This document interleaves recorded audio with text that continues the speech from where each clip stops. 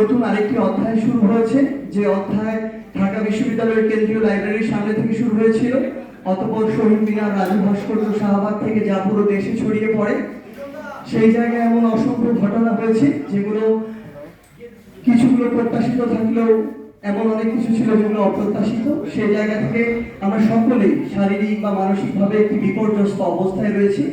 আজকে এমন অবস্থায় দাঁড়িয়ে আমরা আমাদের এই প্রেস ব্রিফিং এসেছি। আপনাদের সবাইকে আমরা আমাদের জায়গা থেকে ধন্যবাদ জানাই যে আপনারা এত কষ্ট করেও আমাদের এই জায়গায় এসেছেন। প্রথমে আমি আমাদের অন্যতম সমন্বয়ক নাহিদ ইসলামকে অনুরোধ করছি তার বক্তব্য উপস্থাপনের জন্য। এই ছাত্রীদের সোজা বসুন তো, কাজী সোজা বসুন। হ্যাঁ, সোজা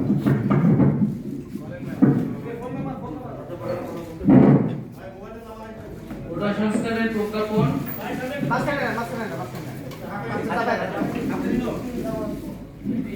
এবং বর্তমান প্রেক্ষাপটে আমাদের বক্তব্য।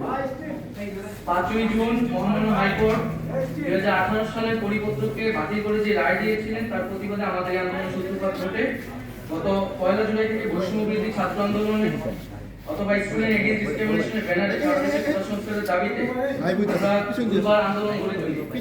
আমাদের কোটা সংস্কারের মাধ্যমে দুর্নীতিমুক্ত মেধাভিত্তিক একটি নিরপেক্ষ বাংলাদেশ গঠন করা, যা একটি সমৃদ্ধ বাংলাদেশ গড়ে তুলতে সহায়ক হবে। শিক্ষার্থীদের শান্তিপূর্ণ আন্দোলনে সরকারের দায়িত্বশীল ব্যক্তিরা বিতর্কিত এবং মুক্তমূলক বক্তব্য দেয় এবং পরবর্তীতে ছাত্রলীগ এবং যুবলীগের সন্ত্রাসী কর্মকাণ্ড, আইন শৃঙ্খলা বাহিনীর অন্যায়ভাবে দমন পীড়ন ও হামলা মামলা চালিয়ে এক রক্তক্ষয়ী পরিস্থিতি তৈরি হয়, যেটি অনাকাঙ্ক্ষিত ছিল। বিশ্ববিদ্যালয় প্রশাসন ও আইন শৃঙ্খলা বাহিনী যখন শিক্ষার্থীদের নিরাপত্তা দিতে ব্যর্থ হয়, তখন আমরা অভিভাবক, শিক্ষক সহ school, college, private, public, national সকল ধরনের শিক্ষার্থীদের এবং সর্বস্তরের নাগরিকদের রাজপথে নেমে আসার আহ্বান জানাই আমাদের নিরাপত্তার জন্য। ছাত্র নাগরিকরা প্রতিরোধ গড়ে তোলে এবং পরবর্তীতে আমরা দেখতে পাই যে সারা দেশে ইন্টারনেট বন্ধ করে এক ধরনের ডিজিটাল ক্র্যাকডাউন পরিস্থিতি তৈরি করা হয় এবং শিক্ষার্থীদের হলগুলো থেকে বিতাড়িত করা হয়, যা সুস্পষ্ট মানবাধিকার লঙ্ঘন। পরবর্তীতে সেনাবাহিনী নামিয়ে কারফিউ জারি করা হয় এবং এই অরাজক পরিস্থিতির সুযোগে পরিকল্পিতভাবে আন্দোলনকে নস্যাৎ করার জন্য দুর্বৃত্তরা বিভিন্ন ধরনের নাশকতা করে, বিভিন্ন রাষ্ট্রীয় প্রতিষ্ঠানে আগুন লাগায় ও যানমালের ক্ষয়ক্ষতি করে। প্রতিবাদী ছাত্র নাগরিকের সাথে এই সকল সহিংস ঘটনার কোনো ধরনের সম্পর্ক নেই।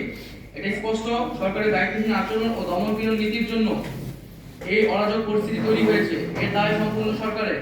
সরকার আইন শৃঙ্খলা রক্ষা ও জনজীবনের নিরাপত্তা দিতে ব্যর্থ হয়েছে। এখন সমগ্র পরিস্থিতি দায় শিক্ষার্থী ও বিভিন্ন রাজনৈতিক দলের উপর চাপিয়ে সরকার পুনরায় দায় এড়াচ্ছে।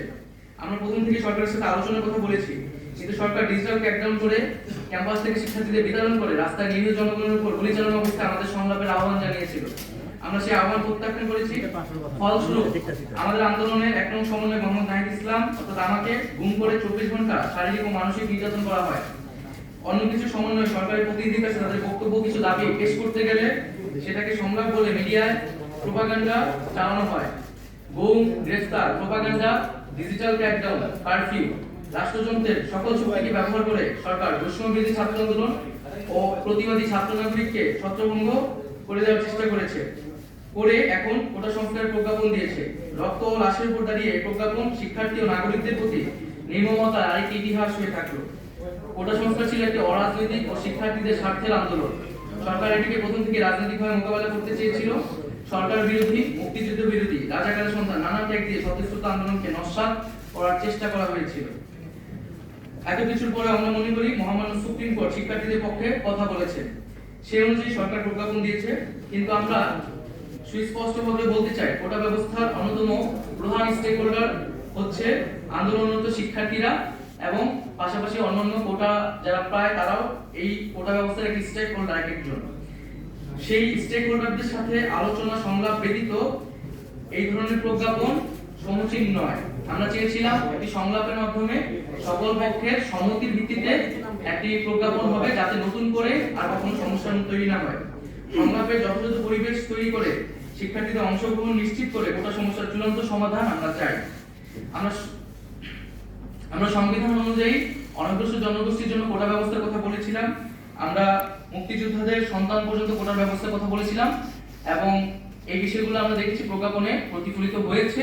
কিন্তু আমরা অনগ্রসর জনগোষ্ঠীর বিষয়টি আরো ক্লারিফিকেশন দরকার এবং বিভিন্ন স্টেক হোল্ডারদের সাথে নীতি নির্ধারণী পর্যায়ে সংলাপ প্রয়োজন।